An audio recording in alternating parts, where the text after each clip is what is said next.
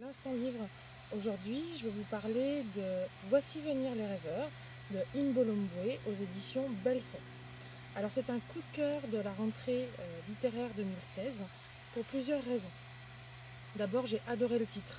Quand j'ai vu tous les livres que j'avais à lire et que j'ai vu ce titre-là sur ma pile, je me suis dit celui-ci, je vais le commencer parce que le titre est vraiment très poétique. Et quand je l'ai commencé, j'ai pas pu m'arrêter. L'écriture est tellement fluide, l'auteur a fait un travail de fluidité sur l'écriture et de simplicité, et du coup c'est absolument addictif comme lecture. Et puis l'histoire de Jende et Neni, qui sont les deux personnages principaux. Ce sont deux immigrants illégaux qui arrivent à New York en 2007 et qui vont essayer d'avoir leur green card. Et pour ce faire, Jende va trouver un job de chauffeur auprès d'un banquier et auprès de la famille Edwards. Et c'est comment ces deux familles vont commencer à se lier alors qu'on ne s'y attend pas du tout. C'est sur fond d'un fait assez catastrophique,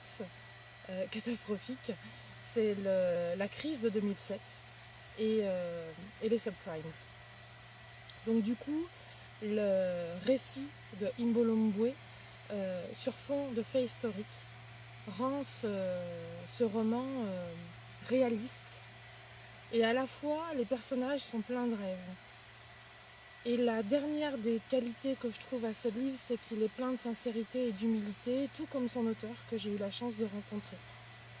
Je vous conseille vraiment de lire Voici venir les rêveurs de Imbolombwe aux éditions Belfond, car c'est une lecture qui ne vous laissera pas indemne.